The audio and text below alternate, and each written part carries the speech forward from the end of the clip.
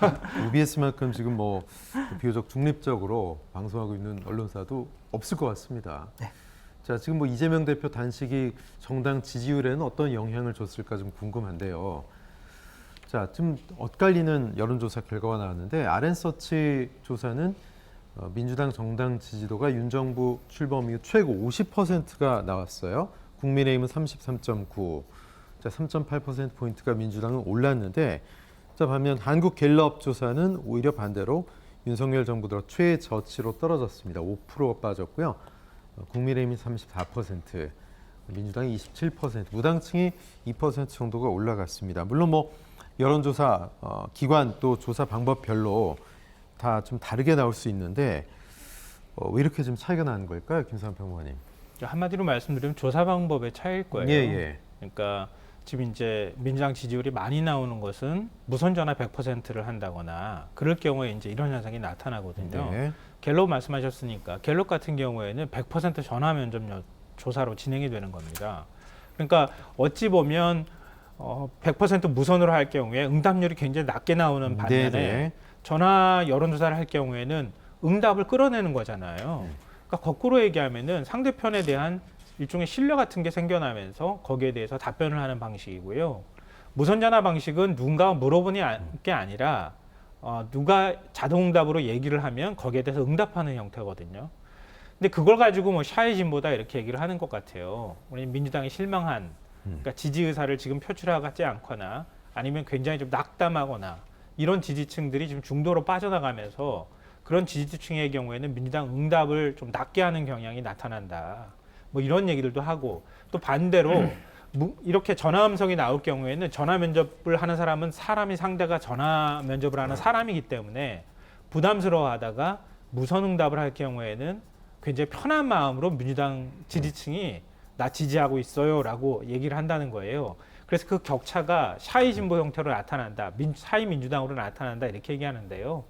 사실은 그동안에 샤이 보수니 샤이 진보, 샤이 민주니 많은 얘기를 하는데 별로 없었어요. 제가 볼 때는.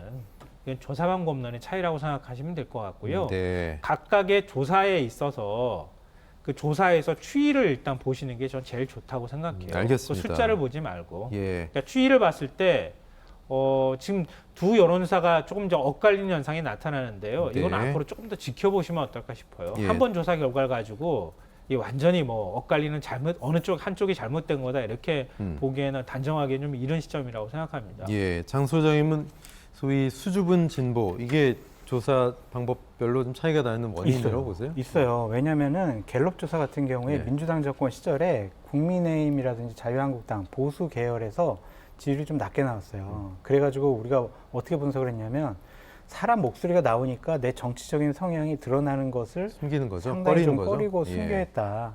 그렇게 분석과 평가를 많이 했거든요. 그래서 전화 면접을 하게 되면 야당 지지율이 상대적으로 좀 낮게 나오는 것은 맞다라고 네. 말씀을 드리고요.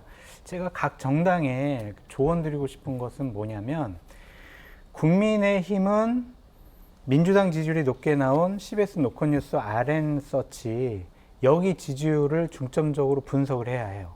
민주당은 갤럽 여론조사, 더불어민주당 지지율이 왜 지난 한 주에 5%가 떨어졌는지 안 좋은 쪽의 여론조사를 분석을 해야 돼요.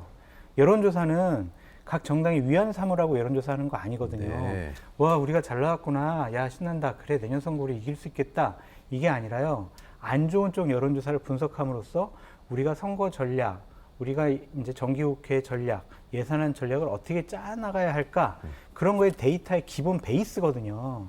근데 이것을 좋은 쪽만 생각해서 위로 삼고 위안 삼고 이것은 내년 선거를 포기하는 행위다라고 말씀드릴 수밖에 없고요. 네. 그렇다고 잘 안 나왔다고 해서 뭐 기죽거나 좌절할 필요도 없습니다. 선거 분명히 많이 남아 있는데 네. 가장 우리가 그냥 구도 자체적으로 상당히 눈여겨봐야 될 것은 뭐냐면, 어느 여론조사에서나 윤석열 대통령의 부정평가가 긍정평가보다는 훨씬 높다. 예. 그 부분은 내년도 국민의힘이 선거 치르기 대단히 불리한 구도다라고 말씀드립니다.